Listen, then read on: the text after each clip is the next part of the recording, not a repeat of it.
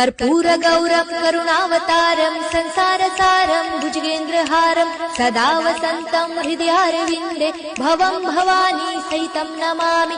मन्दारमाला कलितालकाये कपालमालं जितसुन्दराय दिव्याम्बराय च दिगम्बराय नमः शिवाय च नमः शिवाय।